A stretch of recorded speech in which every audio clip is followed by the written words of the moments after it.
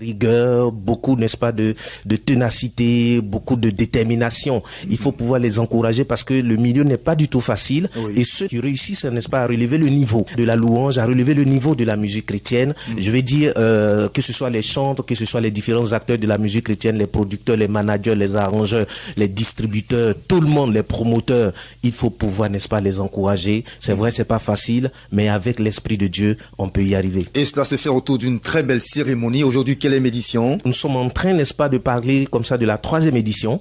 La première édition, c'était en 2017, la 2e édition en 2018. Ça s'est très bien passé. Voilà, par la grâce du Seigneur, par la grâce du Seigneur. Vous savez, arrivé à un certain moment, quand tu fais l'œuvre du Seigneur et que c'est l'Esprit de Dieu qui te conduit, bon, il y a certains détails, n'est-ce pas, qui ne comptent plus pour toi.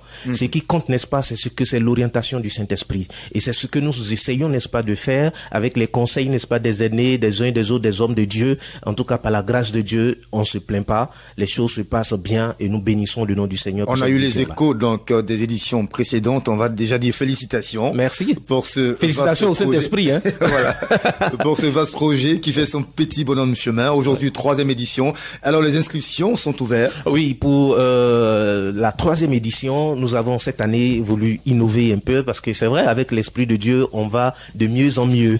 Donc les 2 premières éditions, il n'y avait pas, n'est-ce pas, d'inscription ouverte comme ça, n'est-ce pas, au grand public. Mais cette année, le Seigneur nous donne le Saint-Esprit nous donne la conviction de faire des inscriptions ouvertes. D'accord. Donc nous avons lancé les inscriptions depuis le 15 décembre sur les réseaux sociaux déjà. Et puis bon, voilà, avec y a-t-il des critères pour naturellement, naturellement. Donc depuis le 15 décembre ouvert jusqu'au 15 janvier. Donc ce 15 janvier, nous allons boucler, n'est-ce pas, les inscriptions. Le critère fondamental, un chantre, n'est-ce pas, il naît à l'église.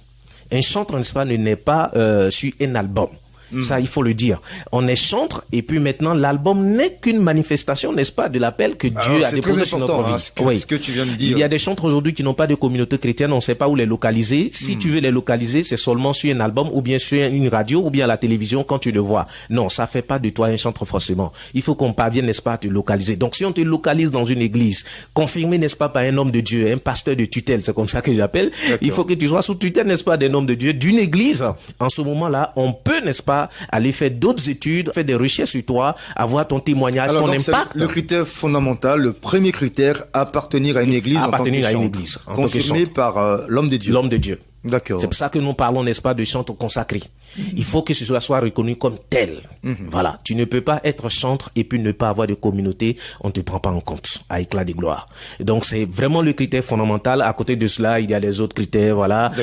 Il faut avoir un bon témoignage. C'est sûr, cela, n'est-ce pas, qui rentre en ligne de compte. Mais ce qu'il faut retenir, c'est surtout ça. Alors, Casimir Kossi, est-ce que tu viens pour corriger quelque chose, une anomalie dans ce corps de métier-là? Dis-je, c'est trop fort pour moi. Mais je crois que c'est l'Esprit de Dieu qui nous inspire, qui nous donne, n'est-ce pas, de pouvoir faire son œuvre. Et donc, si à travers cette œuvre, des choses peuvent évoluer, gloire à Dieu.